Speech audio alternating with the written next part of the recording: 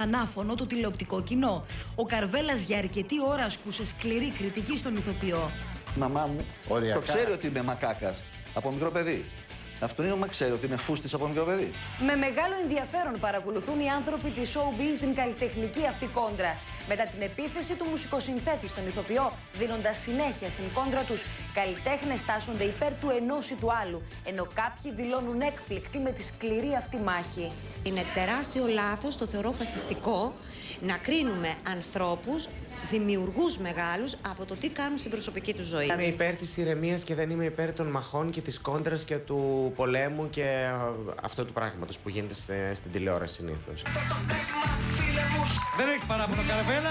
Σου ετοίμασα και το βίντεο κλιπ. Ο Νίκος Καρβέλας, ενοχλημένος από την παρομοίωση που του έκανε ο Λαζόπουλος στην εκπομπή του με έναν πίθηκο να κάνει άσεμνες πράξεις, ακολούθησε το ρητό οφθαλμός αντί οφθαλμού. Θα βάζω το κεφάλι του στο Λέοντα της τηλεόρασης και το Λέοντα πλέον, ο οποίος είναι ο αρχηγός, και θα βάζα...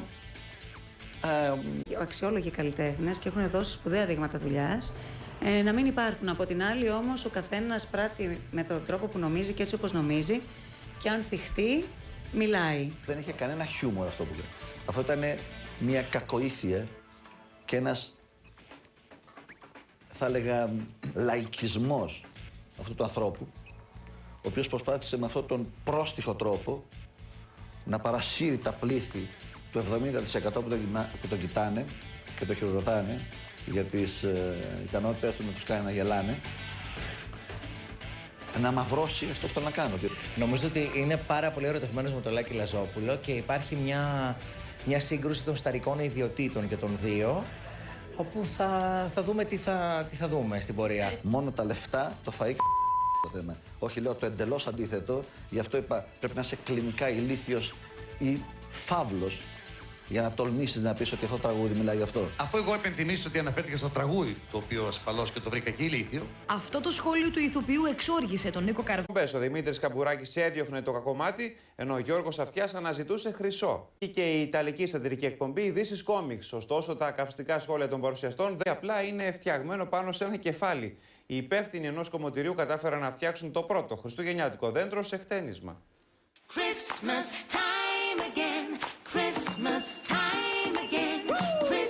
Τι να πεις και τι να γράψεις όταν ένα χριστουγεννιάτικο δέντρο πάνω σε κεφάλι πρέπει να ανάψεις. Κυρίες και κύριοι, αυτά τα χτενίσματα είναι παρελθόν. Εδώ είναι το μέλλον της κομμωτικής. Είναι μια super duper εμφάνιση για την βραδινή γιορτινή σας έξοδο. Ρώτα με κι εσύ κάτι, πας και πω κάτι εγώ. Τι να πεις, όλα τα περιγράφει το χτένισμά σου. Είναι μια πολύ ιδιαίτερη εμφάνιση. Και τι δεν έχει? Γκλίτερ, φτερά από πούπουλα, στολίδι στην κορυφή και το σημαντικότερο, λαμπιόνια. Είναι ιδιαίτερο, λιτό και χριστουγεννιάτικο. Όμορφη! Είναι στην κυριολεξία το πιο λαμπερό χτένισμα. Είναι πολύ μπροστά αυτό.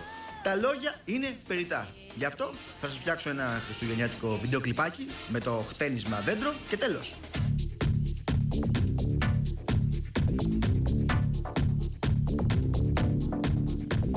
Όποια τολμήσει να το κάνει, ας το κάνει.